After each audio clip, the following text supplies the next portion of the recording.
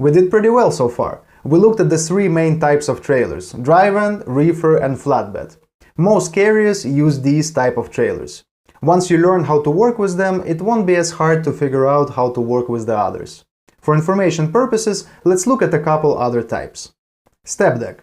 Essentially, a step deck is a subcategory of a flatbed. The maximum height allowed for freight transported on a flatbed is 8 feet 6 inches. What if the product that needs to be moved exceeds the maximum height? Exceeding the maximum height will require the use of a specialized trailer known as a step deck. A step deck has all the same versatility as a flatbed, but has a lower deck to accommodate a higher height load. When using a step deck, the maximum height is increased by another 20 inches to 10 feet and 2 inches. Examples of loads carried on a step deck are tractors, agro-industrial equipment, drilling rigs, pressure tanks, compressor units, and so on. Basically anything that doesn't fit in a flatbed by height. Conestoga. Conestoga trailers are equipped with a roll-up tarp system which is used to cover and open the trailer and provide protection. The advantage of the Conestoga trailer is that the tarp can be tilted back in order to allow side loading and unloading. RGN – Removable Gooseneck Trailer. RGN is great for tall or long loads.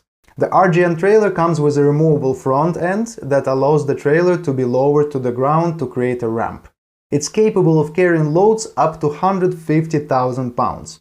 Of course, you have to get a special permit for this, because we already know that the maximum allowed weight of a loaded truck on the US road is 80,000 pounds. Next one, car hauler. As the name suggests, these trailers are used for transporting cars.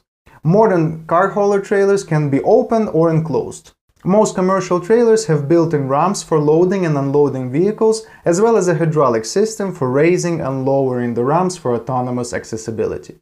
Car haulers come in a variety of sizes and can hold anywhere from 2 to 10 vehicles. Car hauler carriers also often need the help of a remote dispatcher, because in order to get this trailer fully loaded, you need to find not one load, but arrange the pickup of multiple cars and multiple locations at once. However, the specifics of working with car haulers are different from other trailers we've looked at. This niche market has other brokers, other clients, and other platforms for finding loads. And the last type of equipment worth mentioning is a box truck. At the very beginning of the lesson I said that we're concentrating on working with Class 8 heavy semi-trucks and trailers attached to them. However, due to the specifics of today's market, it's worth talking about box trucks. Because of the shortage of tractors and trailers, as well as considerably low purchase cost, many carriers are investing in a box truck right now. A box truck, also known as a straight truck, has a separate compartment for freight which is separated from the front cabin where the driver sits. Behind the driver there can be a bed or additional storage depending on the class of the truck. They vary in lengths and can usually be from 12 to 32 feet. The most common type is a 26-foot box truck.